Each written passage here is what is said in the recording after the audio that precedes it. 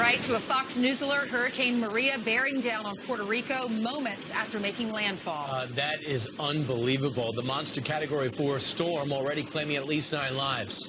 Steve Harrigan has been reporting from a parking structure in San Juan, Puerto Rico, where the powerful storm is bearing down right now. And as we can see, he is out in the street. Are you safe there, Steve? Hey, Steve, we've been seeing some strong winds well over 100 miles for about 2 hours here, strong enough to cause physical destruction. We've seen trees snap. We've seen parts of well-made structures collapse, balconies fly off, bits of roofs fly off.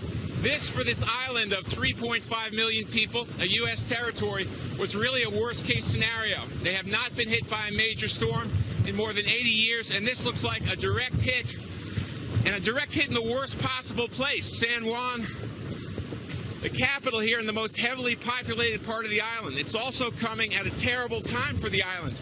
2 weeks ago, they got a glancing blow from Hurricane Irma. That was still enough to knock out power for 1 million people. This is a direct hit. So what it's going to do to power, what it's going to do to water, right now it's causing destruction. It's tearing buildings apart. But the aftermath with 10 to 15 inches of rain, a 10-foot storm surge, and possible mudslides, especially in the interior of the country, that could be the real danger in this follow-up. I'm going to toss it back to you guys. Steve, that flag is still flying, proving American resilience. But compare this, I know you've been through so many hurricanes, compare this to others. There's 3.5 million people here. They've opened up 500 shelters. But only about 11,000 people have taken advantage of those shelters, per the governor, as of this morning. He's warned that this could be a catastrophe for the island, that it's life-threatening for people in simple structures or in low-lying areas. We've seen them go really from door to door with megaphones to try and get people into the shelters.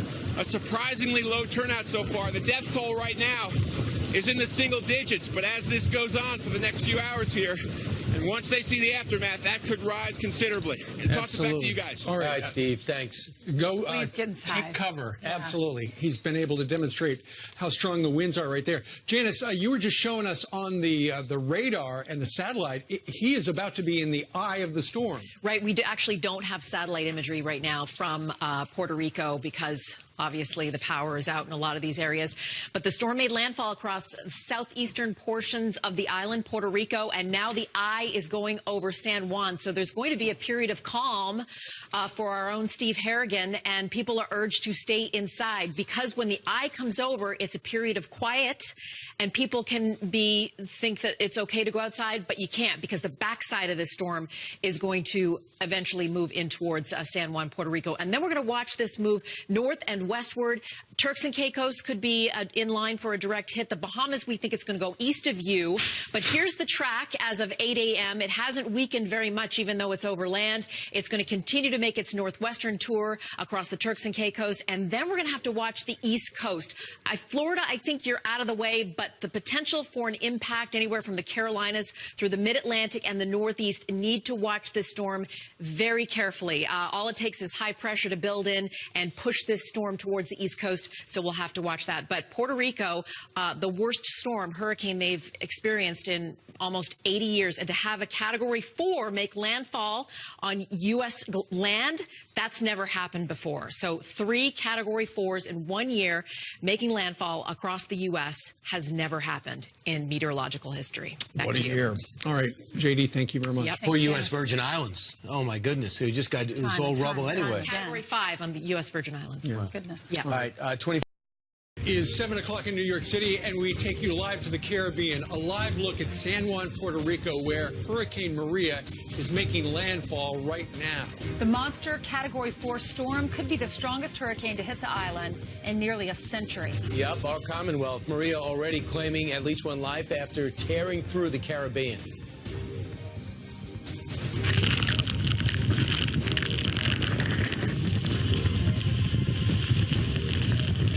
That's what it's been looking like there for a while. Steve Harrigan is live in Puerto Rico, where you can see just how powerful the storm is at this hour. Steve, right now it's a Category 4, winds about 155 miles per hour where you are. You can just look at it and hear it and see what it's doing behind me as we speak.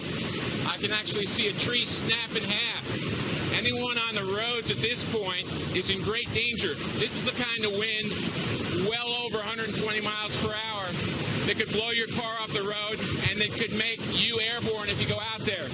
This was really the worst fear for Puerto Rico. They haven't seen this, according to the governor, in 100 years.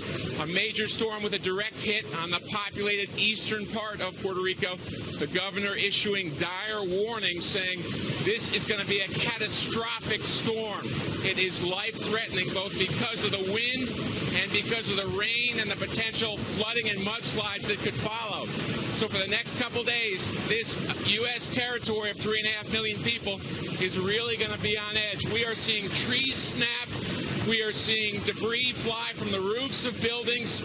I'm here with Chris Pontius, Patrick Muskoff, and Madeline Firsty. Right now, we're in a concrete parking garage in between two levels, and the garage itself is actually shaking. So if you're in a wooden house with a zinc roof, as many people in central Puerto Rico are, you're in a life-threatening situation. This is a terrifying morning for this island. Back to you guys. Steve, I've got a question for you. Because it has been so long since Puerto Rico has taken a direct hit from a big storm like this, are the shelters fortified to protect people if people have gone to the local shelters? This is terrible timing for a storm here in Puerto Rico. They're still reeling from Irma 2 weeks ago.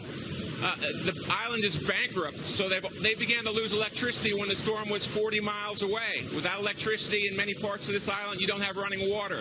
So this is terrible timing. Bankrupt, still hurt by Irma, 40,000 people without power before the storm even began. So no, they're not ready. They were going door to door with bullhorns in low-lying areas saying, you know, get out of here, you're going to die if you're still here. But as of this morning, reports of only 4,000 or 5,000 people in shelters. They've opened up 500 shelters. President Trump has issued an emergency declaration. FEMA said they are going to help afterward with water and electricity. But for the next 12 hours, you know, it's not like in Florida where you can get in the car and drive to safety. Airports are closed. These people are largely on their own without power for the next day. All right, Steve Harrigan live in Puerto Rico, where the maximum sustained winds are about 155. Their wind gusts to 190 miles an hour. You saw the palm trees. They're missing the tops.